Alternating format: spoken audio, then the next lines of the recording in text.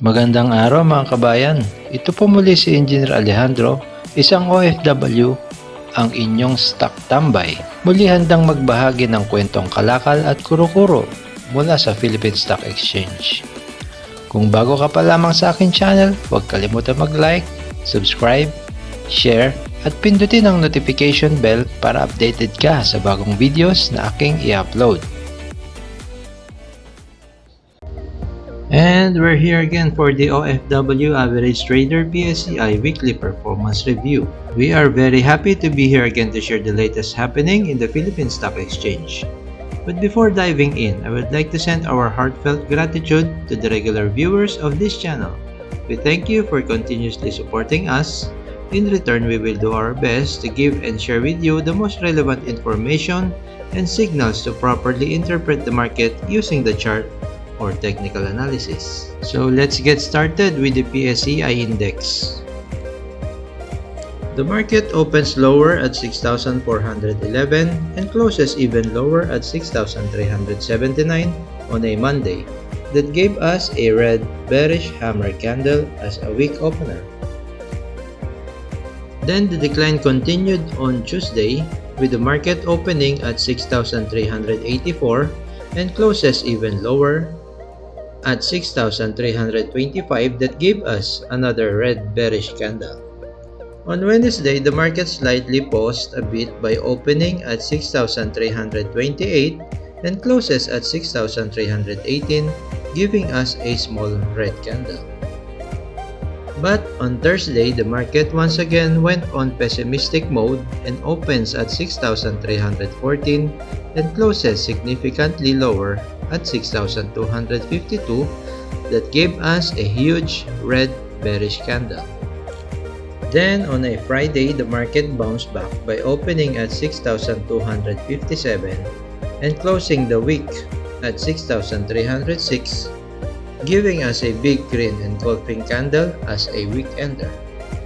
Overall, the market went on a selling spree for 4 consecutive days since the week opener, which appears on the chart that it broke the previous support area, while the MACD confirms the pessimism of the market by entering the below zero level zone. Though bounce appears on a week ender, the move tells us that the market is trying to establish a new support area. This will be confirmed next week depending on how the market is going to move. Now let us proceed to our individual stocks, where the first on the line is Ayala Corporation. Even with the latest news report about the public ownership and the company's completion of its investment venture with Mitsubishi, Ayala Corporation stock appears to continue to move sideways at the range of 584 up to 612. With this kind of movement, it is obvious that the stock is currently trying to hold its ground above the current support area. Therefore, we can only expect an optimistic move after the MACD shift its mode into positive indicator. Now, let's move forward to Ayala Land. Even with the continuous share buyback program that already reached 83% completion, Ayala Land stock trying to sustain its current level of support at 25.5 but slipped a bit and currently at 25 level. The decline appears to be confirmed by its MACD entering the below zero or negative level. Now moving forward to our banking sector, we have BDO. In spite of a news report showing a slightly better first half performance, issuance of ASEAN Sustainability Bond and the public float of 44%. BDO stock is unaffected by these reports and the stock continued to slide down, with the stock movement recently broken the support area. With the confluence of MACD currently on the negative zone, it has obviously confirmed the end of its uptrend for the short term. Now going to our next stock, which is Converge. In the absence of any catalyst from the news report that may cause significant optimism to investors, the company ended holding its ground to the current support area by going lower as it breaks the support level at 17.7. This negative movement is back with the moving averages and MACD is staying below zero or negative zone. We'll keep on monitoring its movement to see up to where it is going to hold its ground and find the new support area.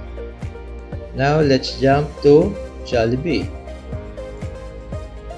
Without any news report this week, Jollibee continued to move sideways as it already trying to establish its strong support area while MACD is on the negative zone. Moving averages are all serving as resistance and until we see it shift position, then we have to wait and refrain from entering new position. Now let's go back to one of our banking sector where we have Metrobank. With a slight improvement of its first half performance as per the news report released this week, the company keeps moving sideways with a slight attempt to push upward. However, the MACD appears to have almost getting near to cross above the zero level or positive zone. This might slowly encourage investors to position as it confirms its gradual establishment of higher low formation. Then going back to our holding firm where we have JGS. Even without any significant news report, JG Summit Holdings show its normal movement of making an uptrend channel as it previously bounced at the support level and currently challenging the nearest previous resistance area. A nicer push that leads to a breakout next week might result on a stronger breakaway at 22 level. Now going into the property sector where we have SMPH. With the company getting firm with its push to green energy transition by partnering with Advent Power, having the biggest roof deck solar panel system, and the share buyback this week, the stock continued to show some optimism from new investors that resulted from strengthening its position at new support area and continued to move sideways. It might take a little while to gather more strength while consolidating before we see a possible reattempt to challenge the nearest resistance area. Now let us move forward to our focus on stock where we have Megaworld. The 84.8 million block sale last week slightly affects the company's move of holding its ground above the current support level by slightly slipping down below 1.99 level. Despite of a weaker performance this week, we will monitor its move next week if it holds its ground above 1.97. Let us wait and see if it make a bold move and continue to reach the golden cross of 50 moving averages crossing above 200 MA in the coming weeks.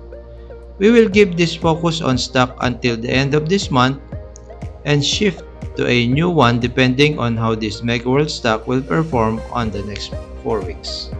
And that is all we have for this week.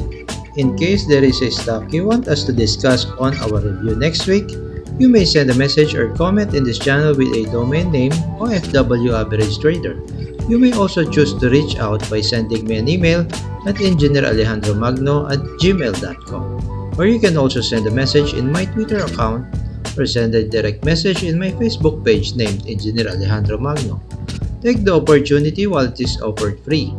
There is no secret to success. We just have to keep going and work harder. We will only lose a battle the moment we stop trying and believing. Before we finally end this video, please don't forget to subscribe, hit the like button, and share this channel to your friends, family, colleague, and fellow OFWs currently looking for a passive income. This might help to share the gift and opportunity to be financially literate. It might also help them secure their future and save their hard-earned money from price inflation. I hope you learn a lot from this video. Thank you for keep supporting this channel. Have a nice day and see you on my next video. Ciao.